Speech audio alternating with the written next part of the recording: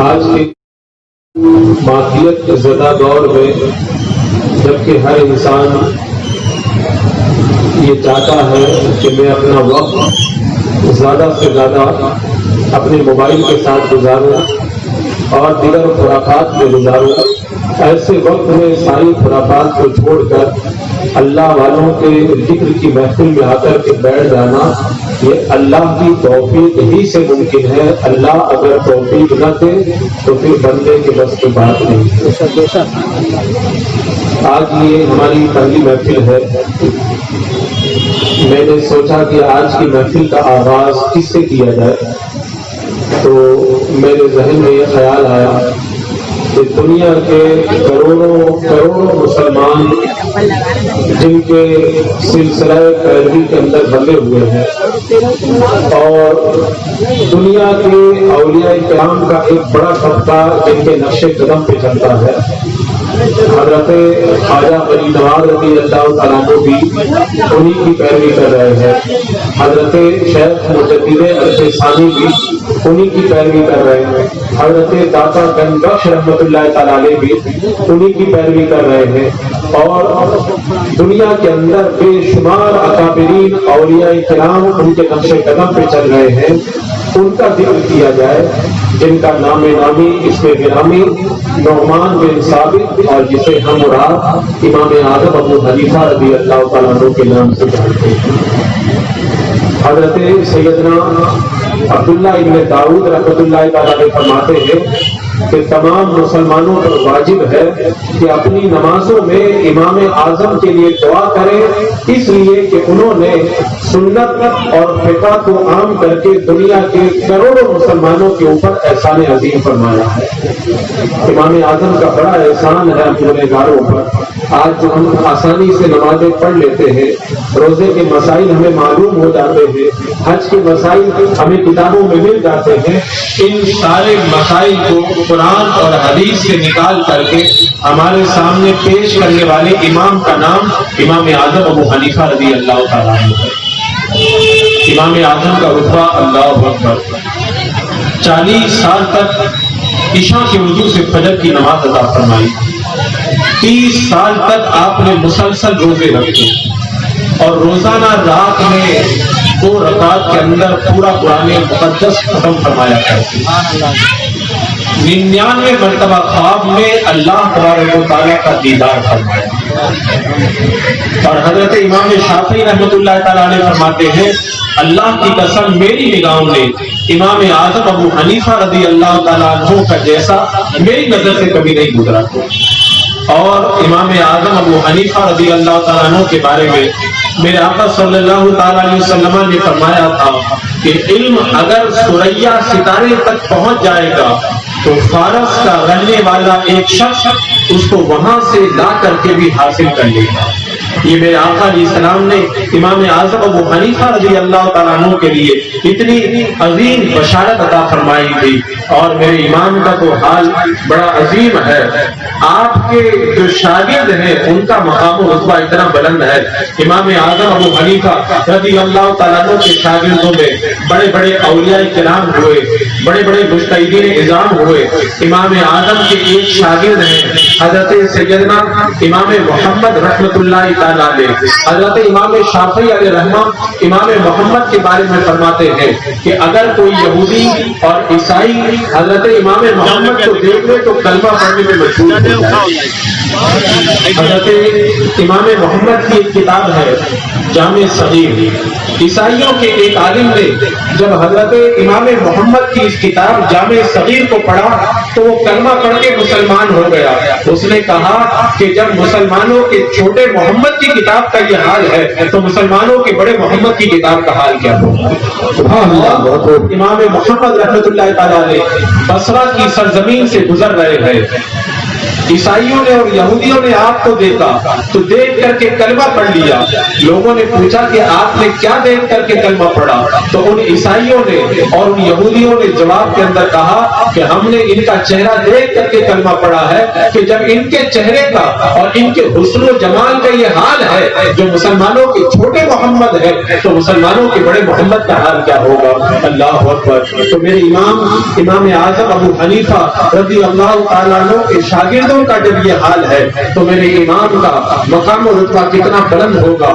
اللہ کے رسول صلی اللہ تعالیٰ علیہ وسلم کے وصال سے 70 سال کے بعد سن ہجری 80 کے اندر امام اعظم ابو حنیفہ رضی اللہ تعالیٰ عنہ کی ولادت ہوئی. روایتوں میں آتا ہے کہ امام اعظم کے والد حضرت ثابت رضی اللہ تعالیٰ عنہ جب پیدا ہوئے تھے تو ان کو گود میں اٹھا کر کے حضرت علی کے پاس لوگ لے کر کے گئے کہ یہ بچہ پیدا ہوا ہے, اس کے لیے دعا فرما دے. حضرت علی رضی اللہ تعالیٰ عنہ نے دعا فرمائی, اے اللہ اس کے اندر برکت دے, اس کی اولاد میں برکت دے. تو جب حضرت امام اعظم کے والد کے لیے حضرت علی رضی اللہ تعالیٰ عنہ نے دعا فرمائی تو امام اعظم کے پوتے کہتے ہیں کہ حضرت علی کی دعا اللہ نے ہمارے حق کے اندر قبول فرما لی اور اللہ نے ہمیں اتنا بڑا مقام و رتبہ عطا فرمایا ہے. حضرت امام اعظم ابو حنیفہ رضی اللہ تعالیٰ عنہ کی جو ابتدائی زندگی ہے وہ تو تجارت کے اندر گزری, پھر بعد میں آگے چل کر کے آپ نے دنیا کو ترک کر دیا, ایک گوشے میں جا کر کے بیٹھ گئے اور آپ نے ارادہ فرمایا کہ اپنی باقی زندگی اللہ کی عبادت کرتے کرتے میں پوری کر دوں گا. ایک دن رات میں سوئے, خواب میں میرے آقا صلی اللہ تعالیٰ علیہ وسلم تشریف لائے اور کہا, اے نعمان ابن ثابت, اے ابو حنیفہ, اللہ نے تمہیں گوشہ نشینی کے لیے نہیں پیدا کیا ہے, اللہ نے تو تمہیں پیدا کیا ہے میری سنتوں کو عام کرنے کے لیے پیدا کیا ہے. آپ نے ایک دن خواب دیکھا کہ میں اللہ کے رسول علیہ السلام کے روزے میں داخل ہوا اور اللہ کے رسول علیہ السلام کی ہڈیوں کو جمع کر رہا ہوں. جب خواب سے بیدار ہوئے, گھبرا گئے. اس زمانے کے جو سب سے بڑے خوابوں کی تعبیر بتانے والے جو خوابوں کے امام تھے حضرت محمد ابن سیری, ان کی بارگاہ میں گئے اور جانے کے بعد میں کہا کہ میں نے یہ خواب دیکھا ہے کہ اللہ کے رسول علیہ السلام کے روزے کے اندر داخل ہوا, آپ کی ہڈیوں کو جمع کر رہا ہوں, میں گھبرا گیا ہوں. حضرت محمد ابن سیری نے کہا, گھبرانے کی کوئی ضرورت نہیں ہے, یہ خواب بڑا اچھا ہے. اس خواب کا مطلب یہ ہے کہ تم قرآن اور سنت کی تعلیم کو لوگوں کے اندر عام کرو گے اور اسلام کی تبلیغ کا بڑا عظیم فریضہ انجام دو گے. اللہ اکبر. اب حضرت سیدنا امام اعظم ابو حنیفہ رضی اللہ تعالیٰ عنہ جب میرے آقا علیہ السلام کو خواب میں دیکھ لیے تو اسلام کی خدمت کے لیے میدان عمل کے اندر آئے. آپ فخر کرو, اپنی قسمت پہ ناز کرو, اللہ نے امام اعظم ابو حنیفہ جیسا امام ہمیں عطا فرمایا ہے جن کے بارے میں امام احمد بن حنبل رضی اللہ تعالیٰ عنہ ارشاد فرماتے ہیں کہ میری نگاہوں نے آج تک اتنے بڑے عظیم فقیہ کو اور اتنے بڑے متقی کو نہیں دیکھا ہے. اللہ نے اتنا عظیم رتبہ آپ کو عطا فرمایا تھا. حضرت مسعر ابن کدام رحمۃ اللہ تعالیٰ علیہ وہ کہتے ایک دن میں نے یہ سوچا کہ میں دیکھوں کہ امام اعظم ابو حنیفہ رضی اللہ تعالیٰ عنہ صبح سے لے کر کے رات تک کیا کرتے ہیں, یہ دوپہر میں کیا کرتے ہیں, رات میں کیا کرتے ہیں, دن میں کیا کرتے ہیں. کہ میں امام اعظم ابو حنیفہ رضی اللہ تعالیٰ عنہ کی مسجد کے اندر آیا, میں نے دیکھا کہ فجر کی نماز کے بعد میں امام اعظم نماز پڑھنے کے اندر مصروف ہو گئے اور جب اشراق کی نماز کا وقت ہوا, اشراق سے فارغ ہوئے, اس کے بعد میں طلبہ کو پڑھانے لگے, قرآن پڑھا رہے, حدیث پڑھا رہے ہیں, یہاں تک کہ ظہر کا وقت ہو گیا. ظہر کی نماز ادا کی, ظہر کی نماز کے بعد میں پھر آپ پڑھانے کے لیے بیٹھ گئے. بڑے بڑے علماء آ رہے ہیں, آپ ان کو پڑھا رہے ہیں, عصر کے وقت تک پڑھاتے رہے.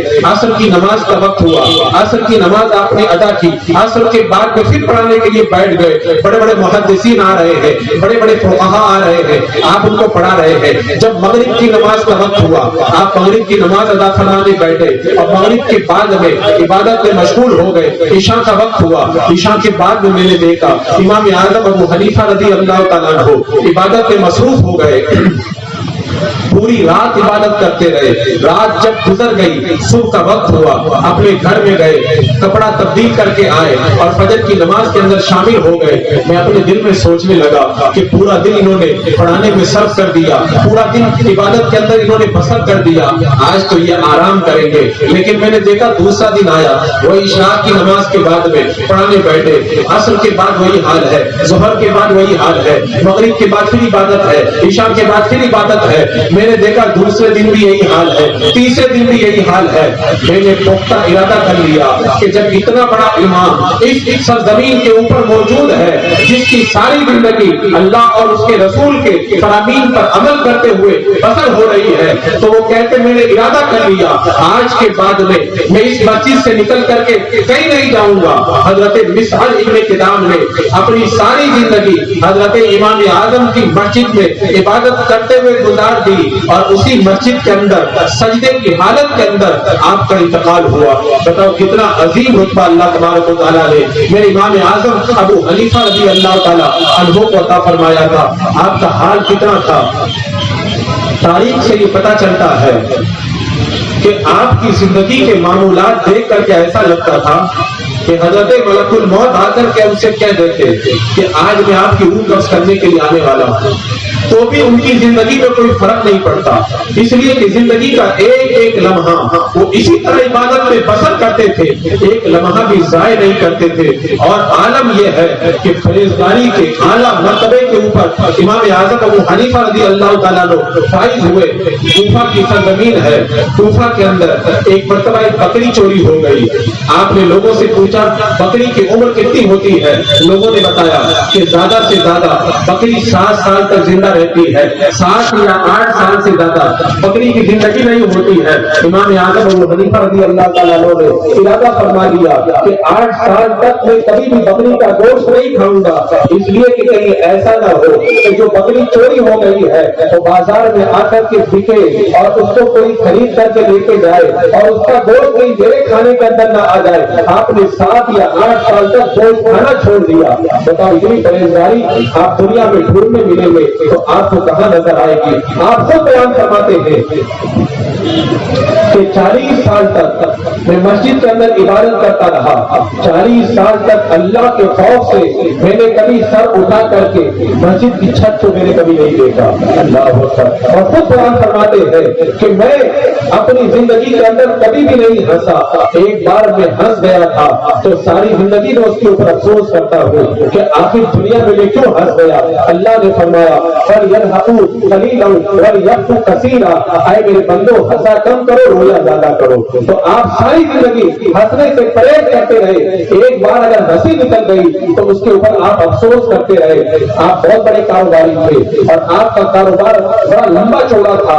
آپ کے پاس جب مال جمع ہوتا آپ اس سے تحفہ اور تائید خریدتے، علماء کو جا کر کے نذرانے پیش کرتے، علماء کو پھل لے جا کر کے دیتے. آپ کے شاگردوں میں جو پڑھنے کے لائق نہیں ہوتا اس کا گھر کا خرچہ اٹھاتے، اس کے ماں باپ کا خرچہ برداشت کرتے. اور آج ہم بھی تجارت کرتے ہیں، لیکن امام اعظم کی تجارت دیکھو. ایک عورت آپ کے پاس کپڑا بیچنے کے لیے آئی، آپ کپڑے کا کاروبار کرتے تھے. اس عورت سے آپ نے پوچھا یہ ریشم کا کپڑا کتنے کا ہے؟ اس نے بتایا 100 درہم کا. آپ نے فرمایا نہیں یہ سستا بتا رہی ہو، دام بڑھا کر کے بتاؤ. 200 درہم کا. آپ نے فرمایا نہیں اب بھی سستا ہے. 300 درہم کا. آپ نے فرمایا اب بھی سستا ہے. 400 درہم کا. آپ نے کہا اب بھی سستا ہے. تو عورت کہنے لگی میرے ساتھ آپ مذاق کر رہے ہیں. آپ نے فرمایا میں مذاق نہیں کرتا، کسی مرد کو بلا کر کے لے کے آؤ، میں اس کے ساتھ میں خریداری کروں گا. تو عورت اپنے گھر سے ایک مرد کو بلا کر کے لائی. امام اعظم نے 500 درہم دے کر کے اس کو خرید لیا. اگر آج ہمیں کوئی بھولا بالا آدمی مل جائے ہم سوچتے کمانے کا اچھا موقع ہے. میرے امام کا تقویٰ یہ گوارا نہیں کرتا تھا کہ ایک عورت کو دھوکہ دے کر کے اس کا سامان سستا خرید لیا جائے. اللہ اکبر. جب بندہ اتنا پرہیزگار ہوتا ہے تو تو پھر اللہ تبارک و تعالیٰ اس کے کاروبار کے اندر برکتیں عطا فرماتا ہے۔ آپ کے کاروبار کی بات آئی ہے تو میں بتاؤں، ایک بار آپ نے ایک شخص کو کپڑا دیا اور کہا یہ کپڑا لے جا کر کے بیچ دو، ان کپڑوں کے اندر ایک کپڑا کچھ عیب آ رہا ہے، جب اس کو بیچو گے تو سامنے والے کو بتا دینا اس کے اندر عیب ہے۔ تو سامنے والا گیا اور کپڑا جا کر کے سارا سامان بیچ کر کے چلا آیا، امام اعظم کی بارگاہ میں چاندی کے 30,000 سکے لا کر کے بیچ دیے کہ میں سامان بیچ کر کے آیا ہوں، 30,000 چاندی کے سکے ہاتھ آئے ہیں۔ میرے امام نے سکوں کو ہاتھ لگانے سے پہلے پوچھا، میں نے تم کو جو کپڑے دیے تھے ایک کپڑا جو عیبدار تھا، کیا تم نے بیچتے وقت میں سامنے والے کو بتایا تھا کہ اس کے اندر عیب ہے؟ وہ کہتا حضور میں بتانا بھول گیا، مجھے یاد نہیں رہ گیا۔ میرے امام نے کہا ایک عیب والا کپڑا تم نے بغیر بتائے ہوئے بیچ دیا ہے اور اب پتا نہیں اس کے بدلے میں تمہیں کون سا پیسہ ملا ہے، اب یہ پیسہ میرے لیے حلال نہیں ہے، جاؤ یہ پورا 30,000 چاندی کا سکہ مارکیٹ میں لے جاؤ اور غریبوں میں لے جا کر کے تقسیم کر دو۔ میں بغیر عیب بتائے ہوئے جو سامان بیچا گیا ہے وہ پیسہ کھانا میں کبھی بھی گوارا نہیں کر سکتا ہوں۔ اللہ نعرہ تکبیر، نعرہ رسالت، ذکر شہیدان کربلا، مسلک اعلیٰ حضرت خلیفہ حضور تاج الشریعہ، نعرہ تکبیر، نعرہ رسالت۔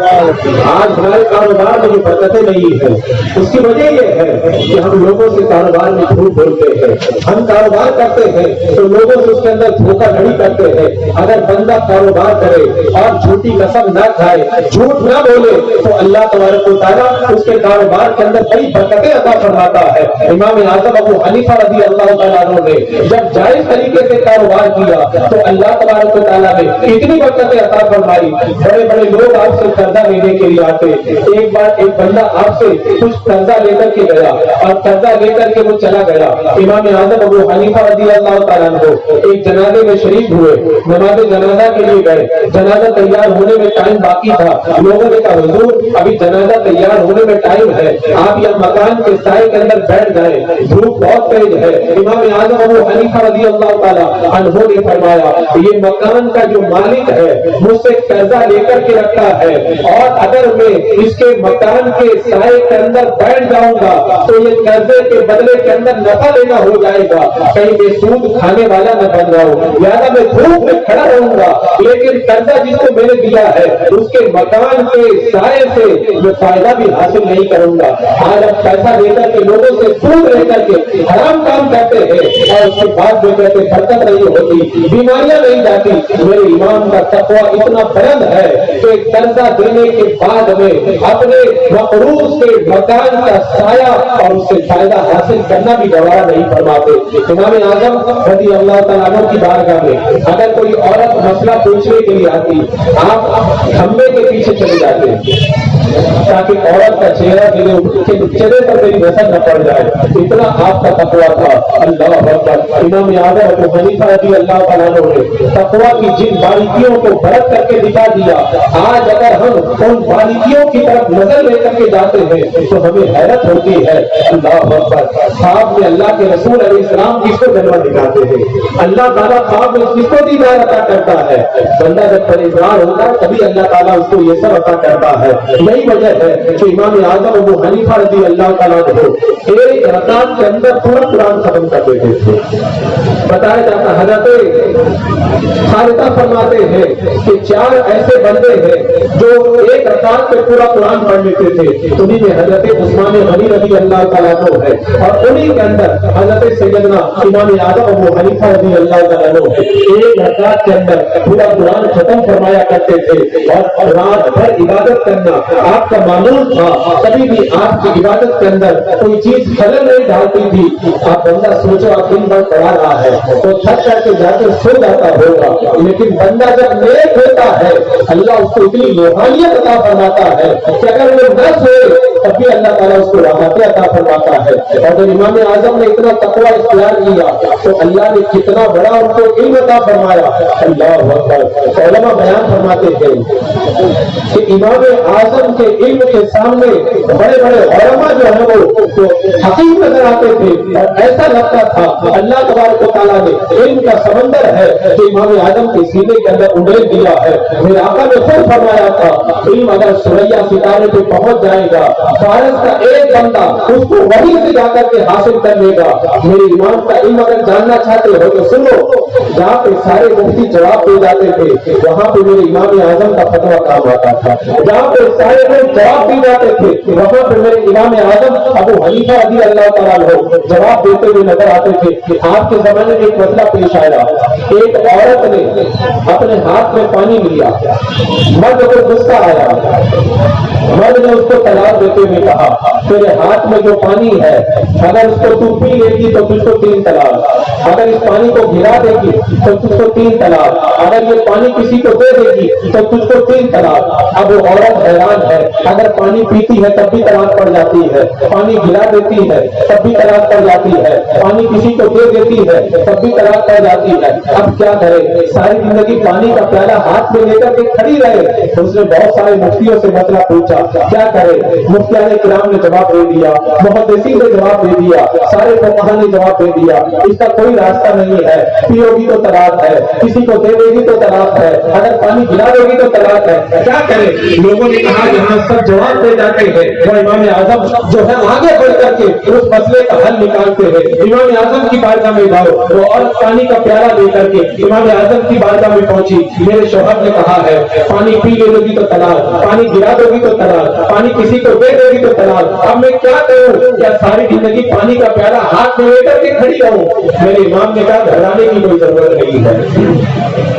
ایک کپڑا لو اور کپڑے کو پانی کے پیالے کے اندر ڈال دو.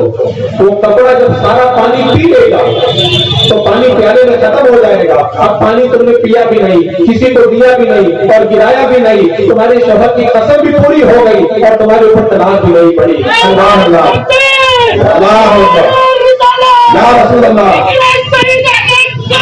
زندہ باد. اللہ اکبر یا رسول اللہ.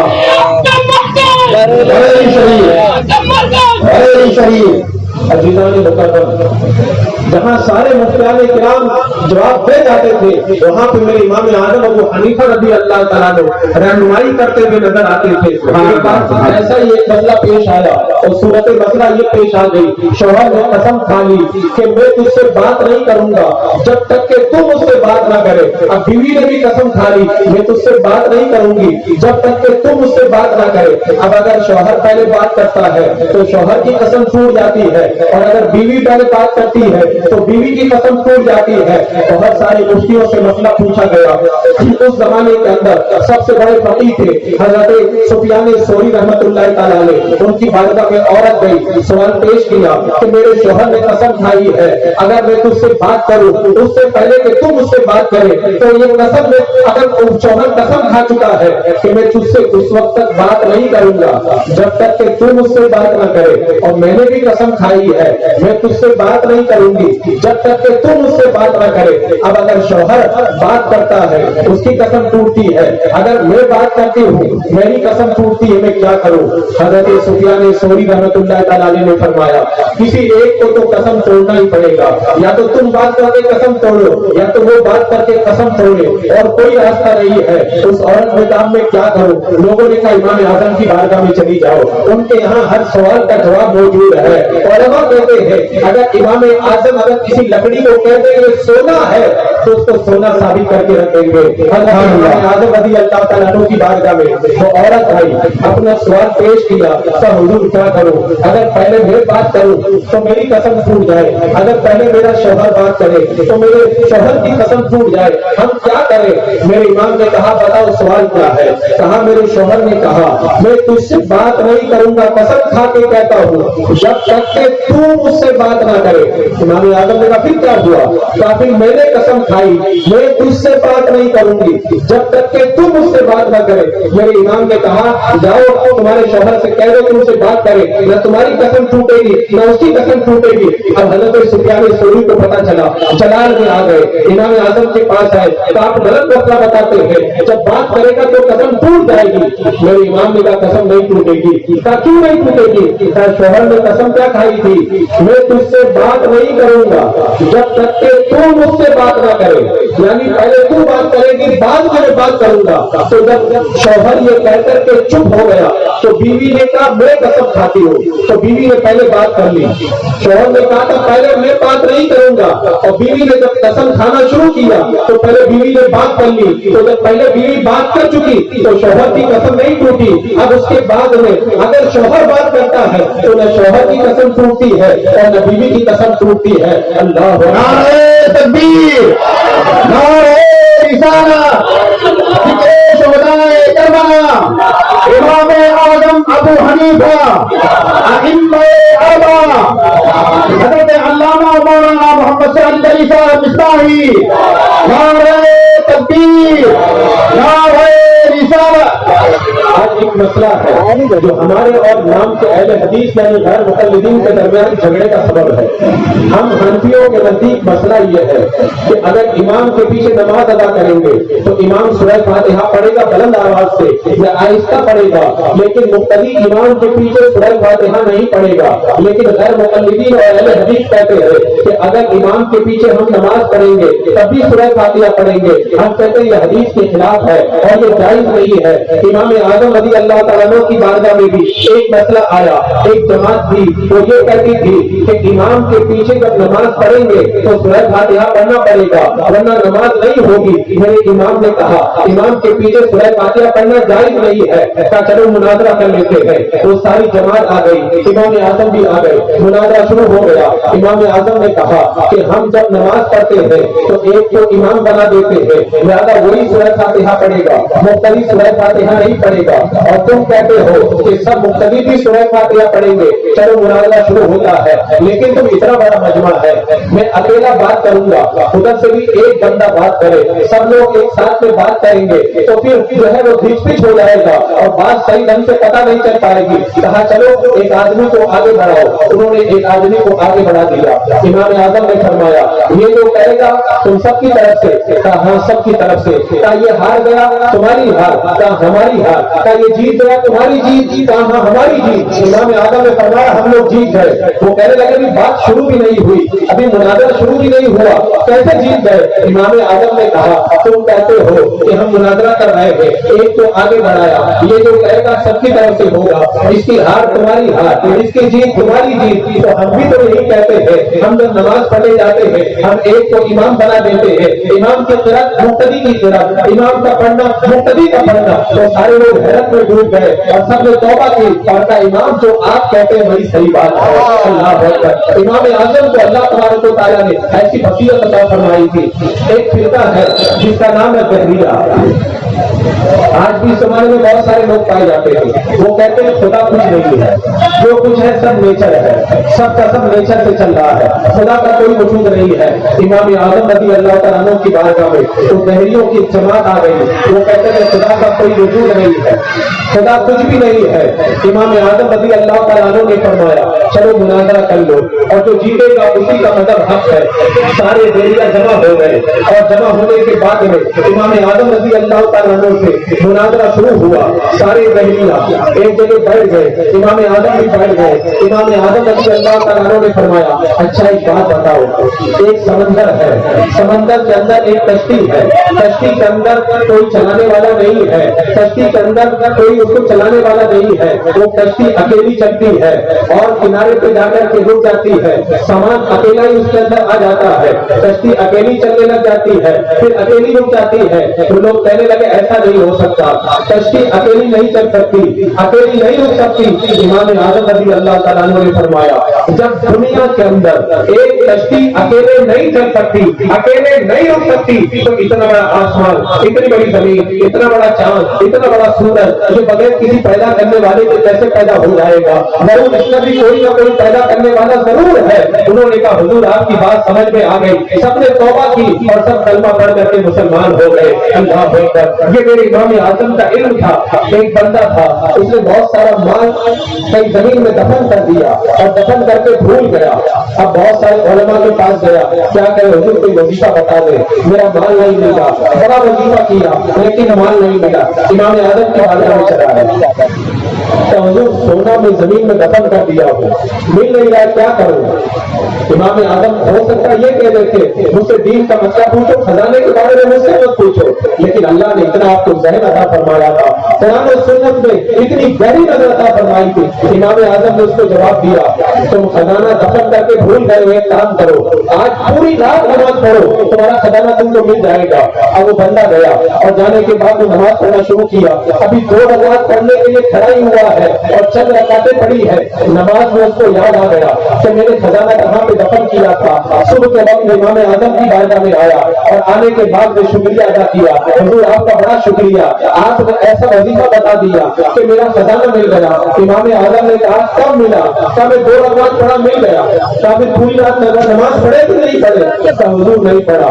امام اعظم نے فرمایا اس کو پہلے ہی معلوم تھا، جب تم پوری رات نماز پڑھنے کے لیے ارادہ بنا لو گے تو شیطان سوچے گا یہ بندہ پوری رات نماز پڑھے گا، اس کو کیسے روکا جائے؟ تو روکنے کا ایک ہی طریقہ خزانہ بتا دو تاکہ یہ سو جائے اور پوری رات نماز نہ پڑھے۔ اس لیے میں نے تم کو ایسا راستہ بتایا تھا کہ شیطان خود مجبور ہو کر کے آتا اور تم کو خزانے کا راستہ بتا دیتا۔ اللہ اکبر۔ تو امام اعظم رضی اللہ تعالیٰ عنہ کی نظر اتنی دور تک جاتی تھی جہاں سب لوگ جواب دے جاتے تھے، میرے امام اعظم ابو حنیفہ رضی اللہ تعالیٰ عنہ کا فتویٰ وہاں پہ کام کرتا ہوا نظر آتا تھا۔ اللہ تبارک و تعالیٰ اپنے بندوں کو ایسی نظر عطا فرماتا ہے کہ وہ دور تک دیکھ لیا کرتے ہیں۔ امام اعظم رضی اللہ تعالیٰ عنہ کو بھی اللہ تبارک و تعالیٰ نے کشف کی قوت عطا فرمائی تھی۔ آپ لوگوں کو دیکھ کر کے پتہ لگا لیتے تھے یہ بندہ نیک ہے یا برا ہے۔ لوگ وضو بنانے کے لیے آتے، جب مسجد میں وضو بناتے اور وضو کا پانی جب گرتا تھا امام اعظم دیکھ کر کے پتہ لگا لیتے تھے یہ شرابی ہے، یہ زانی ہے، یہ گنہگار ہے، یہ سیاکار ہے، یہ بدکار ہے۔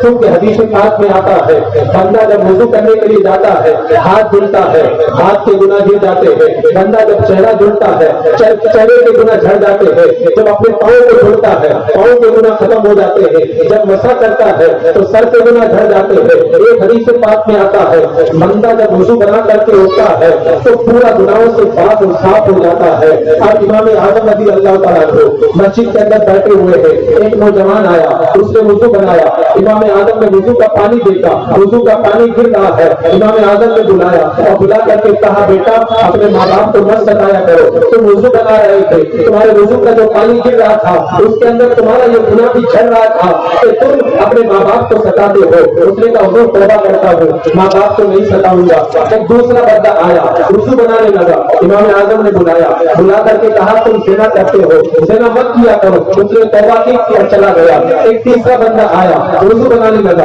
امام اعظم نے بلایا، بلا کر کے کہا تم شراب پیتے ہو، شراب مت پیا کرو، اس نے توبہ کی اور وہاں سے چلا گیا۔ اللہ تبارک و تعالیٰ نے امام اعظم کو ایسی نظر عطا فرمائی تھی اگر بندہ وضو بناتا تھا میرے امام اس کا وضو دیکھ کر کے بتا دیتے تھے یہ کون سا گناہ کرتا ہے اور کون سے گناہ کے اندر یہ مبتلا رہتا ہے۔ اللہ اکبر۔ آخر میں جب لوگوں کے گناہ دیکھتے دیکھتے تھک گئے اللہ کی بارگاہ میں دعا کی، اے اللہ یہ نگاہ مجھ سے اٹھا لے، لوگوں کے گناہ مجھ سے نہیں دیکھے جاتے۔ اللہ تبارک و تعالیٰ نے اپنے کرم سے آپ کی وہ قوت کو واپس لے لیا۔ امام اعظم رضی اللہ تعالیٰ عنہ کا مقام و رتبہ اللہ اکبر۔ جب حج کے لیے آپ تشریف لے گئے اور خانہ کعبہ کے پاس پہنچے تو خدام کو آپ نے بڑے بڑے نذرانے دیے اور اس کے بعد میں آپ خانہ کعبہ کی داخلی کے اندر داخل ہوئے۔ اللہ اکبر۔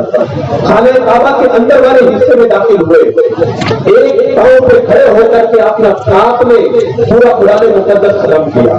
خانہ کعبہ کے اندر ایک پاؤں پہ کھڑے ہو کر کے پورا قرآن مقدس ختم کیا.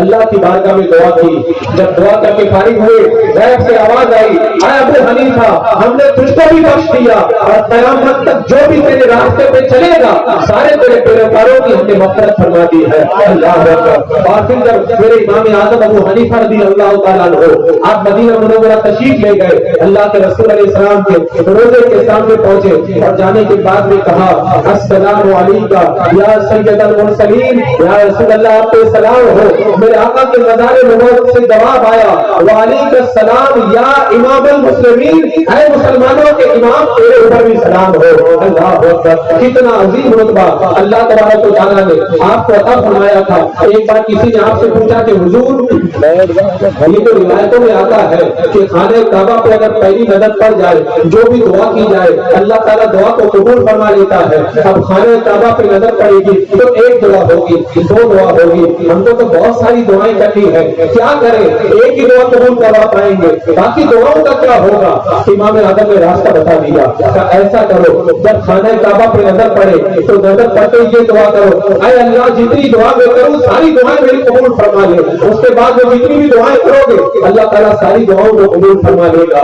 ہر مسئلے کا جواب میرے امام اعظم ابو حنیفہ رضی اللہ تعالیٰ عنہ کے پاس موجود تھا. جہاں سب جواب دے جاتے تھے وہاں پہ میرے امام کا علم آگے بڑھتا ہوا رہنمائی کرتا ہوا نظر آتا تھا. حضرت امام اعظم ابو حنیفہ رضی اللہ تعالیٰ عنہ کے زمانے پاک کے اندر جو بادشاہ تھا ابن حبیرہ, اس نے آپ کو بلایا اور بلا کر کے کہا کہ آپ چیف جسٹس کا عہدہ قبول کر لیں. یعنی جو سب سے بڑا جج ہوتا ہے تو آپ کو بنایا جاتا ہے. امام نے کہا کہ میں نہیں کروں گا. اگر نہیں بنو گے تو میں قسم کھاتا ہوں کہ تم کو سزا دوں گا. میرے امام نے کہا میں بھی قسم کھاتا ہوں میں یہ عہدہ قبول نہیں کروں گا. آپ کو چوڑے مارے جانے لگے اور خون آپ کے جسم سے بہنے لگا. آپ کو جیل میں ڈال دیا. رات میں بادشاہ سویا ابن حبیرہ صاحب میرے آقا تشریف لائے, کہا میری امت کے ایک فرد کو تو بے گناہ کو قصور بے گناہ اور بے قصور کو مارتا ہے. اس نے صبح اٹھ کر کے توبہ کی, امام اعظم کو ملا کر کے رخصت کر دیا. لیکن جب خلیفہ منصور عباسی کا زمانہ آیا اس نے امام اعظم کو بلایا اور بلانے کے بعد میں کہا کہ میں آپ کو چیف جسٹس کا عہدہ دینا چاہتا ہوں, اسے قبول کرے. میرے امام نے منع کر دیا. آپ کے اوپر سختی کی جانے لگی. ایک بار بادشاہ کا اپنی بیوی سے جھگڑا ہو گیا. جب جھگڑا ہوا تو آپ کو فیصلے کے لیے بلایا گیا. بیوی پردے پہ بیٹھ گئی. بادشاہ نے کہا ایک بات بتاؤ, ایک مرد کتنی عورت سے شادی کر سکتا ہے؟ امام اعظم نے فرمایا 4 خاتون سے شادی کر سکتا ہے. اب بادشاہ خوش ہو گیا کہ میری جیت ہو گئی. امام اعظم نے پھر آگے بڑھ کر کے کہا اگر انصاف نہ کرے تو ایک سے زیادہ شادی نہیں کر سکتا. تو پردے کے پیچھے جو عورت بیٹھی ہوئی تھی بلکہ وہ خوش ہو گئی. امام اعظم اپنے گھر پہ گئے. اس نے 50,000 چاندی کے سکے امام اعظم کی بارگاہ میں بھیجے. میرے امام نے واپس کر دیے اور کہا میں مسئلہ بتانے کے لیے پیسہ نہیں لیا کرتا ہوں. اللہ اکبر. اتنا علم اللہ نے آپ کو عطا فرمایا تھا لیکن اس کے باوجود بھی اللہ نے آپ کو گنا دیا تھا. آپ کے بیٹے جب بڑے ہوئے آپ نے ان کو استاد کے پاس پڑھنے کے لیے بھیجا. استاد نے پڑھایا الحمدللہ رب العالمین الرحمن الرحیم مالک یوم الدین. سورہ فاتحہ ختم ہو گئی. بیٹا گھر پہ گیا اپنے ابا کو جا کے بتایا کہ آج میں نے سورہ فاتحہ ختم کی ہے. امام اعظم رضی اللہ تعالیٰ عنہ نے چاندی کے 1000 سکے استاد کے پاس بھیجے. کہا میرے بیٹے کو تم نے سورہ فاتحہ پڑھائی, میرا نذرانہ قبول کرو. استاد نے کہا حضور میں نے سورہ فاتحہ پڑھائی, اتنا بڑا نذرانہ آپ نے مجھ کو دے دیا. امام اعظم رضی اللہ تعالیٰ عنہ نے فرمایا تم نے جو پڑھایا ہے بہت بڑی دولت ہے, میں نے جو دیا ہے اس کے مقابلے میں تو کچھ نہیں ہے. اگر میں ساری دنیا کی دولت بھی تم کو دے دوں تو سورہ فاتحہ کا بدلہ نہیں ہو سکتا ہے. اللہ اکبر. آخری عمر کے اندر امام اعظم رضی اللہ تعالیٰ عنہ پر ظلم و ستم کے پہاڑ توڑے گئے. بادشاہ منصور نے آپ کو بلایا, بلا کے کہا کہ چیف جسٹس کا عہدہ قبول کرے. میرے امام نے قبول نہیں کیا. آپ کو جیل میں ڈال دیا. روزانہ سر پر 10 کوڑے مارے جاتے. آپ کے بدن سے خون بہنے لگ جاتا. لوگ مشورہ دیتے حضور عہدہ قبول کر لے. آپ نے فرمایا میں عہدہ قبول نہیں کروں گا, اس لیے کہ اگر میں نے عہدہ قبول کر لیا تو بادشاہ اگر غلط حکم دے گا مجھے اس کو بھی منظور کرنا پڑے گا اور میں ظلم نہیں کر سکتا. آخر جب ظلم سہتے سہتے امام اعظم رضی اللہ تعالیٰ عنہ جب کافی ظلم سہ چکے اللہ کی بارگاہ میں آپ نے دعا کی. ایک دن بادشاہ نے بلایا, زہر کا پیالہ آپ کو دیا, کہا اس کو پی لے. حضرت امام اعظم رضی اللہ تعالیٰ عنہ نے کہا میں نہیں جانتا کہ اس کے اندر کیا ہے, میں نہیں پیوں گا. آپ کو زبردستی زہر کا پیالہ پلایا جانے لگا. ایک بات ہمیشہ آپ یاد رکھیں, جو بھی اللہ کا ولی ہوتا ہے بڑے عظیم رتبے پہ فائز ہوتا ہے, اللہ تبارک و تعالیٰ اس کا بڑا امتحان لیتا ہے. چھوٹے لوگوں کا امتحان چھوٹا ہوتا ہے اور بڑے لوگوں کا امتحان بڑا ہوا کرتا ہے. امام اعظم رضی اللہ تعالیٰ عنہ کا بڑا امتحان لیا گیا. روزانہ کوڑے مارے جاتے تھے. جیل میں آپ کو کئی مہینوں تک بند رکھا گیا.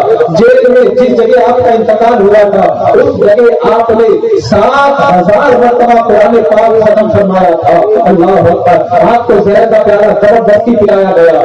آپ کو جب پتہ چل گیا کہ میری موت کا وقت قریب آ گیا ہے, آپ آگے بڑھے. بادشاہ نے کہا کہاں جا رہے ہو؟ کہا میں اس خدا کے پاس جا رہا ہوں جہاں تم مجھ کو بھیجنا چاہ رہے تھے. امام اعظم نے سجدے میں سر رکھا اور سجدے کی حالت کے اندر امام اعظم رضی اللہ تعالیٰ عنہ کا انتقال ہوا. اور امام اعظم رضی اللہ تعالیٰ عنہ کے انتقال کے بعد میں 6 مرتبہ آپ کی نماز جنازہ پڑھی گئی. اتنا مجمع تھا, اتنا مجمع اس سے پہلے بغداد کی سرزمین کے اوپر کبھی بھی نہیں دیکھا گیا. امام اعظم رضی اللہ تعالیٰ عنہ کا جب انتقال ہوا تو بادشاہ آپ کے پاس آیا اور آ کر کے معافی مانگنے لگا کہ حضور مجھ سے غلطی ہو گئی, میں نے آپ کو جو ہے وہ شہید کروایا. حضرت امام رضی اللہ تعالیٰ عنہ کے انتقال کے بعد میں 3 دن تک رات میں رونے کی آوازیں آتی رہی اور کوئی رونے والا کہتا تھا فقاہت چلی گئی, فقاہت تم سے رخصت ہو گئی. راتوں میں جاگنے والا تم سے رخصت ہو گیا. امام اعظم رضی اللہ تعالیٰ